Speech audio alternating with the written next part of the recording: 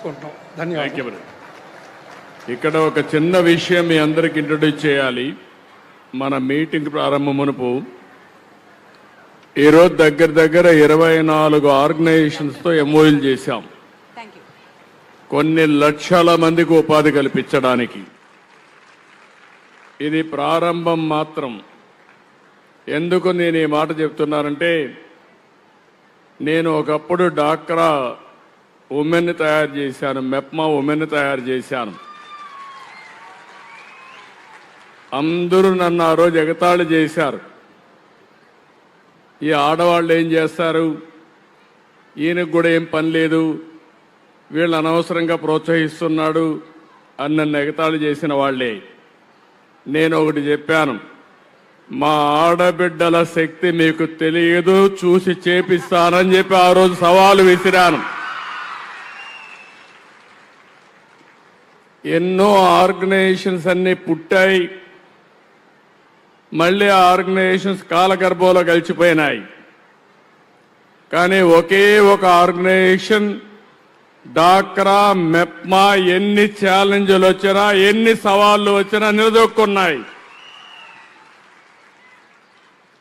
ఆ రోజు ఎగతాళి చేసిన వాళ్ళందరూ మీ మీద ఆధారపడుతున్నారు. ఇప్పుడు ఎవరన్నా ఆఫీసర్ మీకు వస్తే ఈ ఊర్లో ఎవరు డాక్రా సంఘాలు అడిగే పరిస్థితికి వచ్చారు.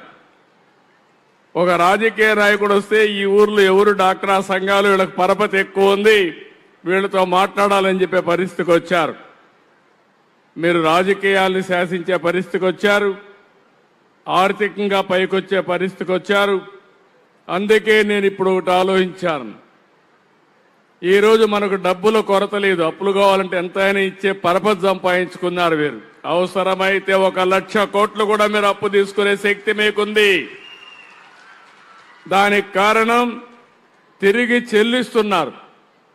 బ్యాంకర్లకు కావాల్సింది డబ్బులు వాళ్ళ దగ్గర ఉన్నాయి, వాళ్ళు ఇస్తారు.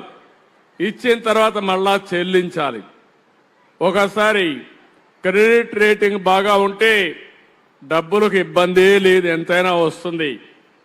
ఈ రెండో చూసిన తర్వాత మీకు ఒక తెలివితేటలున్నాయి, ఒక ఆర్గనైజ్డ్ శక్తిగా ఉన్నారు. నేను అందుకనే ఈరోజు మీరు చూస్తే వాళ్ళు చెప్పినట్టన్నీ మీరు ఇంటే ఒక ఆలోచన వస్తుంది, మీరెక్కడ ఫిట్ ఇన్ అవుతారో అని. ఒక మీ ఊర్లో ఉండి ఒక చిన్న హోటల్ పెట్టుకొని మీరు పారిశ్రామికవేత్తలుగా ఎదగడానికి మొదటి మెట్టుగా తయారు చేస్తానని మరొక్కసారి హామీ ఇస్తున్నా. మీరు ఆఫీసుకు పోతూ పోతూ మీ మోటార్ బైక్లో వేరే వాళ్ళకు డ్రాపులు చేసి 10 రూపాయలు సంపాదించుకునే మార్గం చూపిస్తున్నాను. అందుకే ర్యాపిడోని తీసుకొచ్చాను ఇక్కడికి. ఇంకో పక్క ఫ్లిప్కార్ట్ లాంటి వ్యవస్థలు తీసుకొచ్చారు. వాళ్ళు మీరు తయారు చేసే వస్తువుల్ని ప్రపంచ మార్కెట్కు చేరవేయడం, మీకు కావలసిన నైపుణ్యాన్ని నేర్పించి మిమ్మల్ని ఒక ప్రయోజకులుగా చేయడానికి. ఇప్పుడే నేను ఎప్పుడో అరకు కాఫీ తయారు చేశాను, నేను మాట్లాడాను, మీకు అందరికీ ఐడియా ఉంటుంది. 25 సంవత్సరాలకు మునుపు అరకు కాఫీని గురించి మాట్లాడాను. అది నిన్నటి మొన్నటి వరకు నాంది వాళ్ళు వీళ్ళు బాగా ప్రమోట్ చేశారు.